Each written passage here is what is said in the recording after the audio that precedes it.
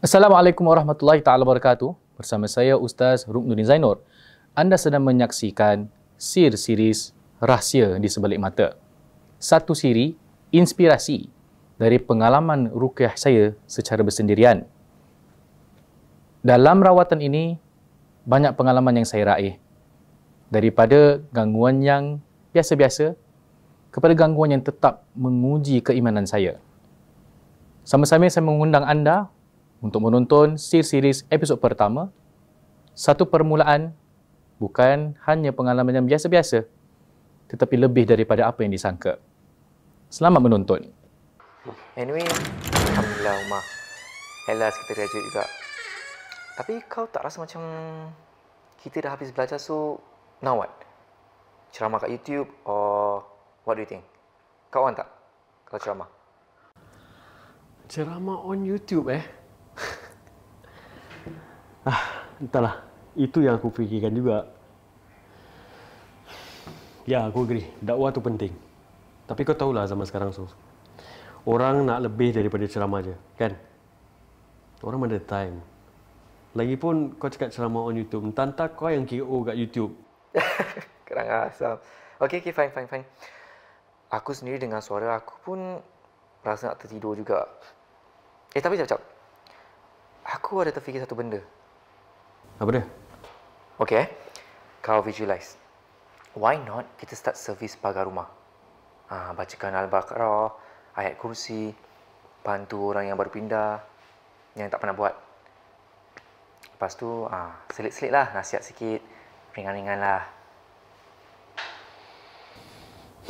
Okey, tapi siapa yang nak panggil kita buat ni semua? Kau tengok, cantik je Allah aturkan. Saudara aku ada member baru pindah. Ada orang pun boleh jadi first client kau. Aku boleh buat rumah makcik aku. Ada lagi lah. Tapi kau tahulah benda-benda ni semua ada payment apa semua. Aku segan lah nak berbual pasal payment semua. Okay. Kita for now kita cakap je ikhlas. Kita tengoklah macam mana. Okeylah. Kita boleh try. Baik Bulan, Kak Aisyah, kita mulakan dengan surah Al-Fatihah, ayatul kursi, terus masuk Al-Baqarah. Ya? Terima kasih Ustaz. Auzubillahi minasyaitonirrajim. Bismillahirrahmanirrahim. Ustaz, saya nak tanya sikit lah Ustaz. Sekarang buat duit memang senang pakai songkok, ber-t-shirt, datang setakat baca-baca je.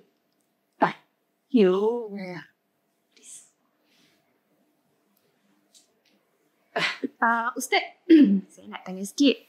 Apa Ustaz tak payah bawa macam asap-asap ke, wangi-wangi ke, kemian? Tak payah ke? Maaf Kak Aisyah, saya tak bawa benda-benda macam itu. Tapi betul, mengharumkan rumah dengan bawaan wangian seperti itu adalah sunnah. Tapi buat sebentar sekarang, kita baca ayat Quran, insyaAllah berkat juga, ya. But that's a good idea. Kita mulakan, Auzubillahi minasyaitonirrajim. Bismillahirrahmanirrahim. Alhamdulillahi rabbil alamin. Ar-Rahmanir-Rahim. Maliki yaumiddin. Allahu la ilaha illa huwal hayyul qayyum. La ta'khudhuhu sinatun wa la nawm. Lahu ma fis samawati wa ma fil ardh. من الذي يشفع عنده إلا بإذنه يعلم ما بين أيديهم وما خلفهم ولا يحيطون بعلمه إلا بما شاء وسع كرسيه السماوات والأرض لا يؤوده حفظهما وهو العلي العظيم.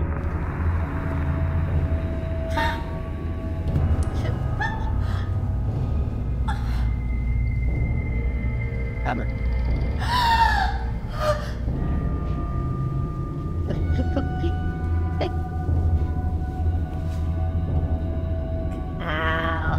Tahu dunia apa yang kau maksud ni?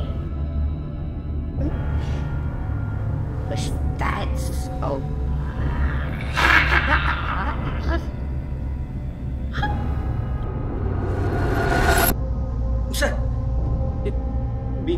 Ustaz, tolonglah Ustaz. Tolonglah. Bini saya. Baca je lah apa-apa Ustaz. Tolonglah. Bismillahirrahmanirrahim. Qul a'udzu birabbil falaq min syarri ma khalaq wa min syarri ghasikin idza waqab wa min syarri nafathati fil 'uqad wa min syarri hasidin idza hasad. Bismillahirrahmanirrahim. Qul a'udzu birabbin nas malikin nas ilahin nas min syarri waswasil khannas alladzi yuwaswisu fi sudurin nas minal jinnati wan nas.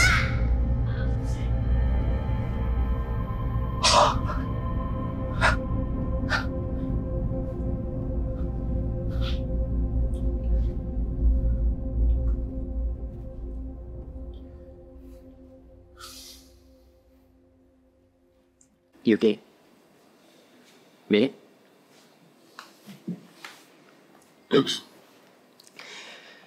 Kak Aisyah, boleh saya tahu tak kenapa Kak Aisyah react macam itu tadi? Sebenarnya Ustaz, dulu kita masuk ke Jepang. Tapi dah bertahun dah Ustaz. Baik, I minta maaf. I kan tadi ni sombong lah kot. Tapi bila I tengok dia macam tu, I minta maaf. Baik. Cerilah. Maafkan saya kalau saya terkasar bahasa ya. Pada pendapat saya, mencintai sesuatu seni itu tak salah. Yang salahnya apabila manusia bergantung harapan kepada benda atau makhluk lain selain daripada Allah untuk sesuatu perkara. Amalkan surah Al-Fatihah, Ayatul Kursi dan 3 Qul. Kalau boleh, solat berjemaah sama-sama. Sebab itulah pagar yang sebenar. Jangan bagi mereka ruang untuk ganggu kita. Semoga Allah lindungi awak berdua. Ya? Baiklah Ustaz. Terima kasih. Cuma I say lah tadi, saya kurang sopan dengan kata-kata saya. Tak ada Ustaz.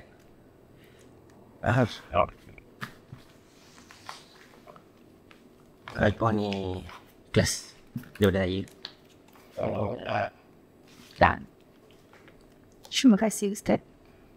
Terima kasih. Aku rasa kan, Sof, kita kena teruskan. Kita boleh bantu orang yang nak ruqyah plus pagar rumah. Tapi benda-benda macam ini kita perlu rujuk kat Ustaz Ruk lah, sebab setahu aku dia punya knowledge in ruqyah Masya Allah tau. Kita kena kuat.